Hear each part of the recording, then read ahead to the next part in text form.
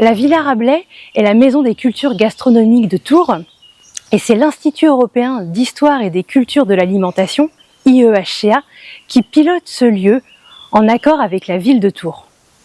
En effet, en 2010, l'IEHCA a piloté le projet d'inscription au patrimoine immatériel de l'UNESCO du repas gastronomique des Français, et c'est dans ce cadre que la ville de Tours a obtenu en 2013 le label Cité internationale de la gastronomie. Et c'est dans ce cadre qu'en 2017, la ville de Tours et l'IEHCA ont mis en place ce projet Villa Rabelais, maison des cultures gastronomiques, un lieu ouvert à toutes et à tous, où un certain nombre d'activités vont avoir lieu tout au long de l'année. L'IEHCA, c'est un réseau de plus de 400 chercheurs à travers le monde. C'est également une série de publications, la revue Food and History et également la collection Table des Hommes aux presses universitaires François Rabelais. En plus des publications scientifiques, l'IEHCA organise chaque année des colloques, des conventions internationales et également les rencontres François Rabelais. L'IEHCA a permis aussi, en collaboration avec le CESR, Centre d'études supérieures de la Renaissance, la création d'un master, le master Patrimoine et culture de l'alimentation, qui compte deux promotions d'une quinzaine d'étudiants. La Villa Rabelais, c'est aussi un centre de ressources qui compte 2 bibliothèques, la bibliothèque de recherche et la bibliothèque gourmande.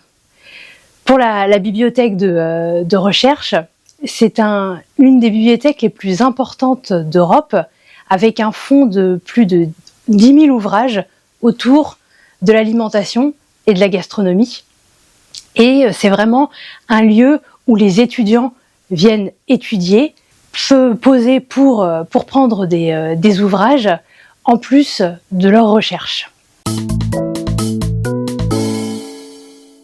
Au sein de la programmation culturelle, il y a plusieurs axes. Un axe saison culturelle qui est vraiment une thématique qui est mise à l'honneur chaque trimestre. Donc chaque trimestre, une nouvelle thématique. Donc, au début de l'année, ça a été à l'heure du thé.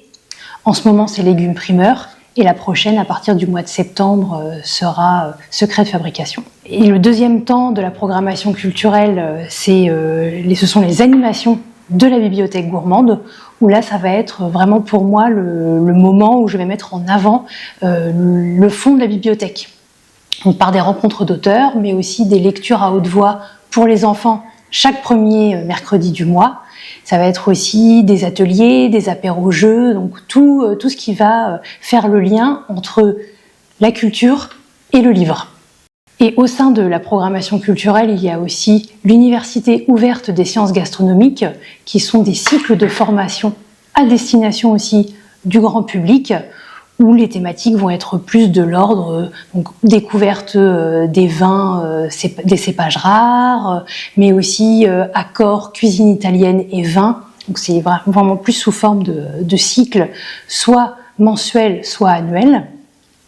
Et il y a également les rencontres gourmandes de la Villa Rabelais, qui sont là les collaborations que nous pouvons avoir au sein du lieu.